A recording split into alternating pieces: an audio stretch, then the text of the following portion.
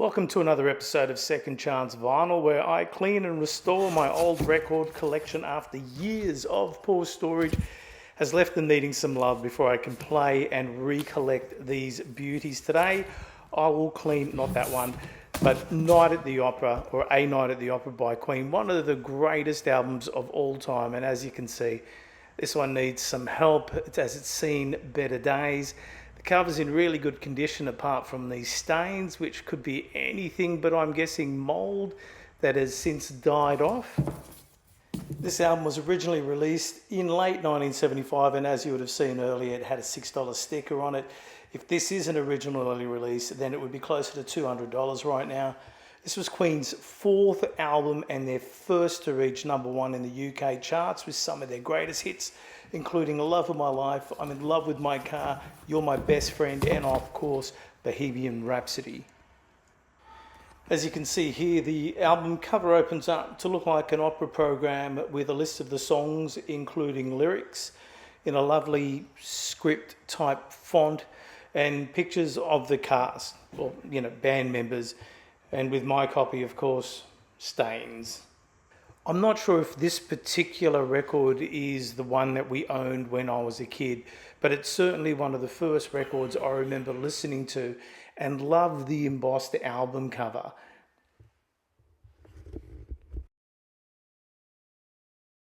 Searching for the catalogue number, I found that this is a US copy of the record and released in 1975, which makes this record 49 years old and a year of release album, and I love a year of release album. Okay, now it's time to have a look at the condition of the album cover and, more importantly, the record itself.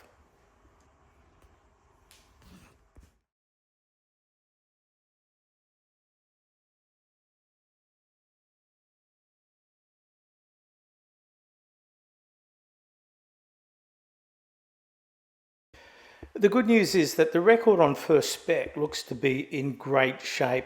Nothing concerns me with respect to scratches or dings, but I am seeing some heavy contamination, a lot of dust and grit, and what looks to be like mold, which are those fingerprint looking blemishes. This is where a good safe clean can really revive this 50-year-old record to light new condition.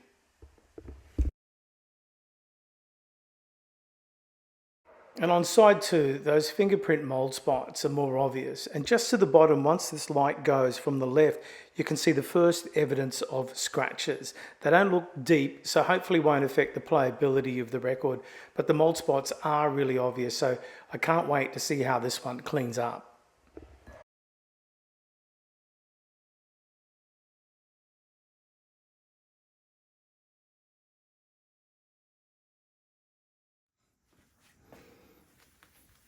Before attaching the label protector, I cleaned the labels on both sides, first with a damp microfiber cloth and then drying it immediately with a dry microfiber cloth.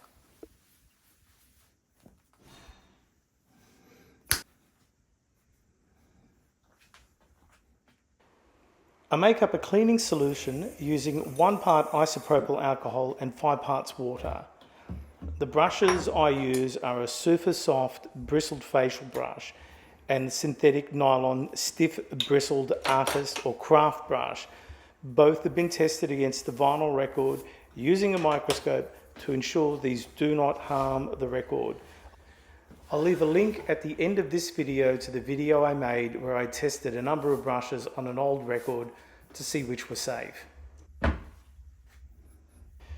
The cleaning process is a simple wet wash with my cleaning solution.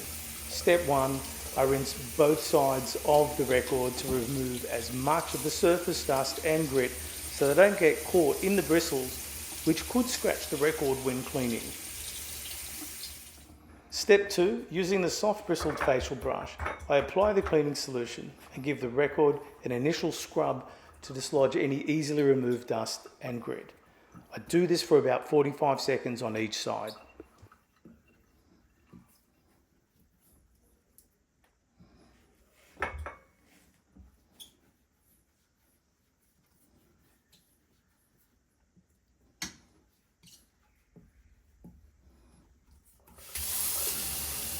Once both sides are done, I rinse the record again to remove any remaining dislodged contamination before starting with the firmer artist brush.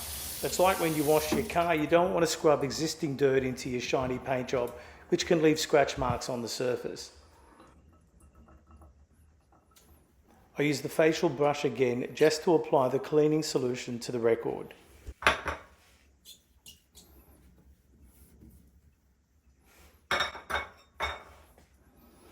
Now using the nylon artist brush, I give the record a firmer, deeper clean within the grooves to ensure all particulates are dislodged and removed.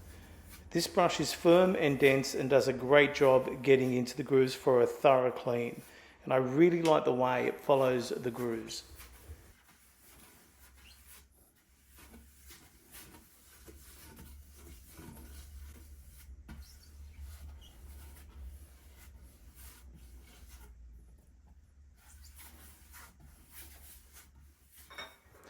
Again, I repeat this process on both sides and spend about a minute on each side with the nylon brush.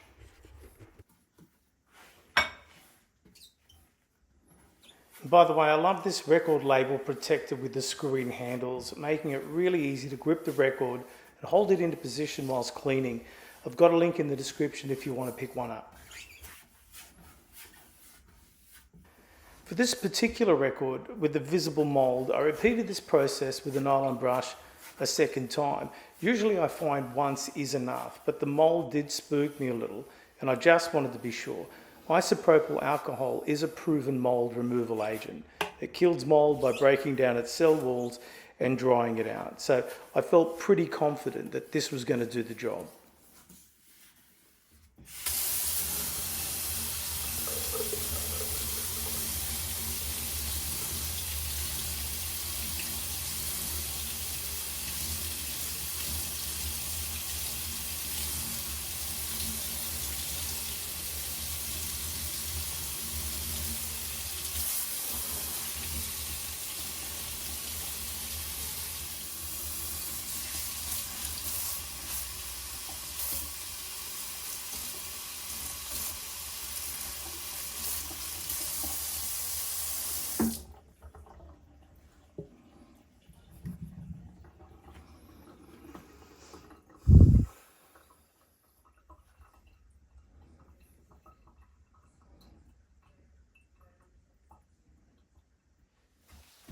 The next step is to rinse the record with distilled or deionized water, as tap water has additives and chemicals, and depending on where you live, can leave a residue on your records.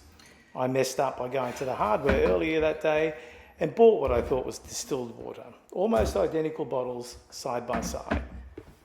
I live in Sydney, Australia. The water here is pretty good, but I will rinse this at a later date when I get the distilled water, and I'll just move on with the process from here.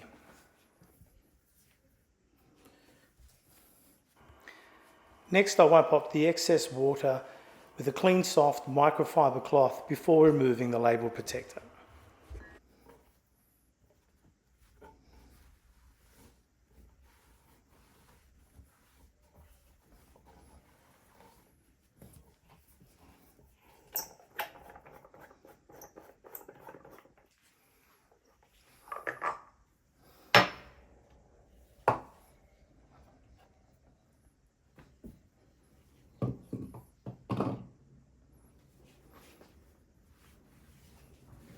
I then dry the record gently with a dry, soft microfiber cloth. I don't worry about completely drying the record, as I then use a hairdryer on a warm setting to thoroughly dry the record.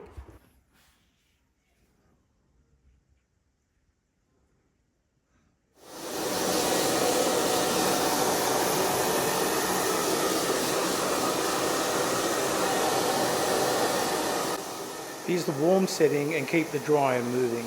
This quickly, completely dries the record and will be ready to play instantly when done.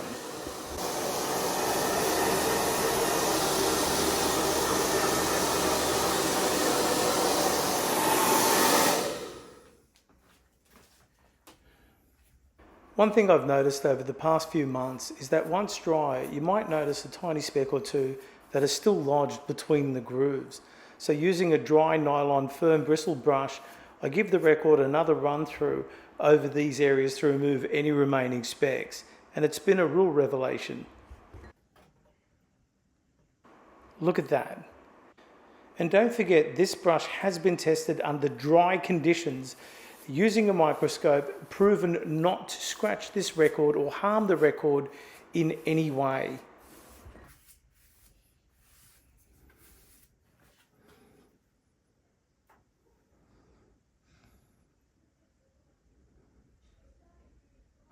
I think it's come up really well. It looks like a brand new record, except for these little marks just here, you'll see there. I don't know what that is, but we'll see if that affects the playability of the record later on. Next, the record is given a new anti-static inner sleeve. I've also left a link in the description to the place where I get mine.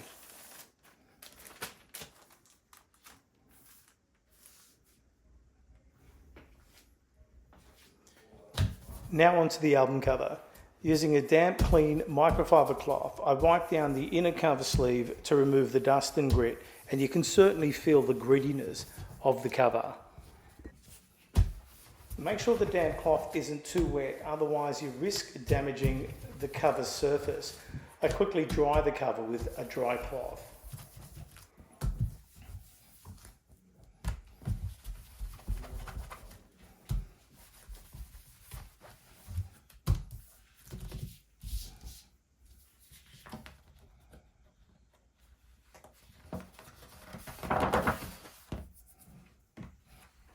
I stumbled across this implement used to clean cars and found it great for dusting the inside of the cover before using a damp cloth again to remove all dust contamination.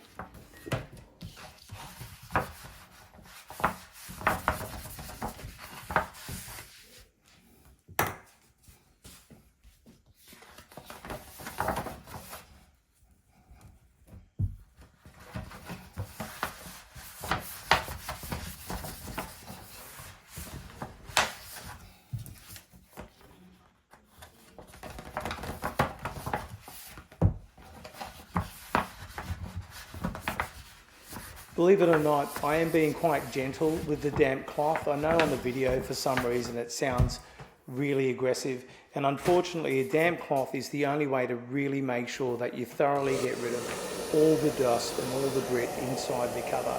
I quickly follow it up with a hairdryer just to make sure it is completely and thoroughly dry, just so that the cardboard and the paper material doesn't suffer any damage.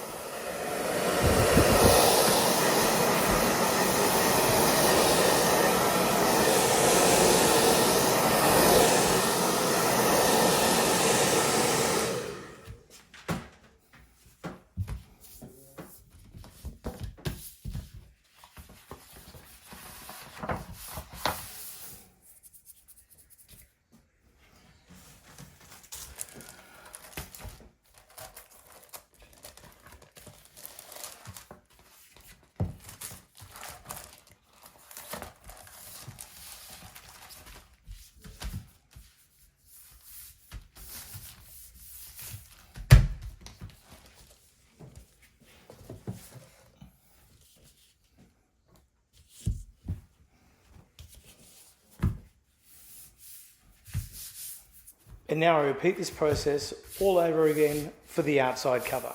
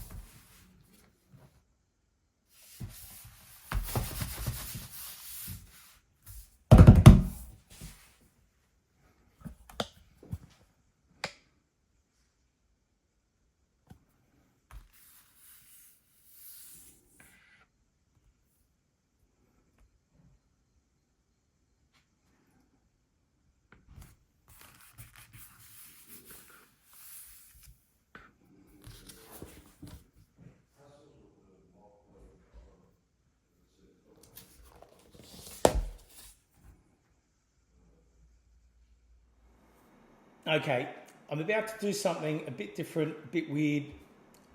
I am going to add the sound recording test right now, but it is going to be played backwards. It sounds a bit evil, I know, but it does allow me to share that sound recording with you. Otherwise, I'll get pinged by the copyright bots.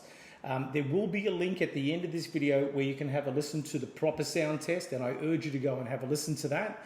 But here's just the sample of it backwards, and it sounds awful. So I'm just preparing you guys. So maybe turn the volume down a little, but have it. Just check it out.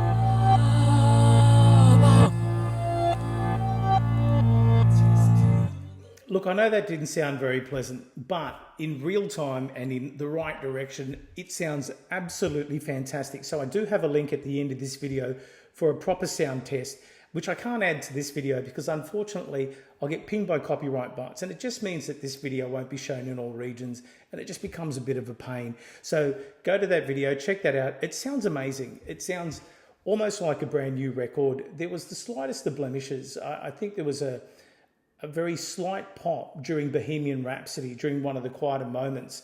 And you hardly even notice it, but I really don't mind when there are blemishes when you're playing records. It reminds you that you are listening to vinyl. And in this case, it's a 50-year-old record. And also, in this case, it is A Night at the Opera. It's one of the greatest records of all time, and it's sitting on my turntable, just screaming out to be played again.